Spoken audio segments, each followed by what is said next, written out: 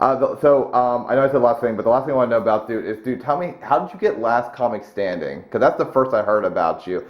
But so how did you even? Because I know like the process changed from earlier years where like they selected 100 comics to compete against each other. How did you get in that selection? Was it they saw you? Did your manager have something to do with it? How did you get into that poll?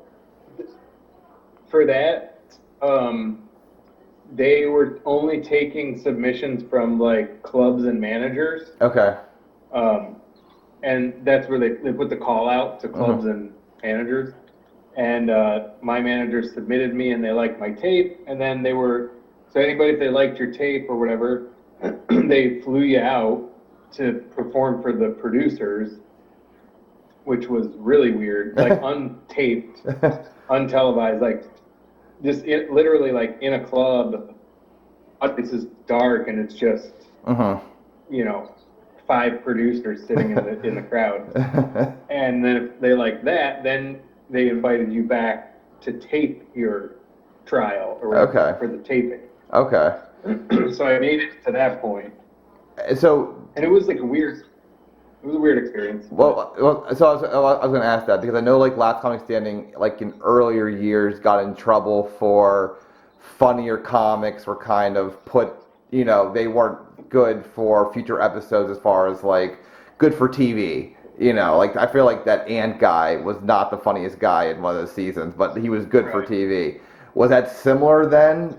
Because your season was more documentary style versus the couple that came afterwards, which was more just like stand-up highlights. What was your thought on the people that got selected? Did you think there was more to the selection, or was it just like those were the 10 funniest people that did it? I mean, there's always more to it. Yeah. Always, because it's it's television, and it's like. But I will say that like there was nobody that I watched. Like it was, a taping full of professional comedians. There was no question about that. Like, it was like,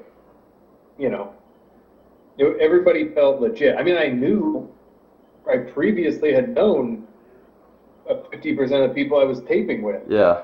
And we'd like kicked around New York for different stuff, where I'd known them from road things. So it definitely, I didn't feel bad about not advancing that far, because the people that advanced, for the most part, even if I didn't like them or whatever, it didn't, they were legit. Okay. So you can't get too upset about that. It was the only thing it was a weird experience, because it was my first like,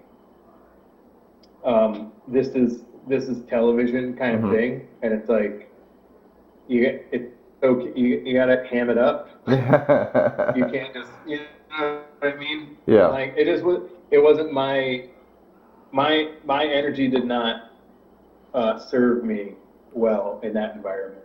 Okay.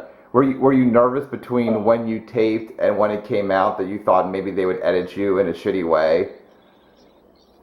Yeah, of course. Okay. Yeah, because that happened to a lot of people, or they would just cut you out. Yeah. But I was lucky that I didn't. That I got 2 of my jokes got aired, or one of my jokes aired twice. I can't remember. Did you see a surge after you were on there? Because you did have a pretty decent. Because didn't you make it past the first round, and then got eliminated in the second round? Oh. I got eliminated in the first round, but then I ended up on like the 100 best jokes episode or something.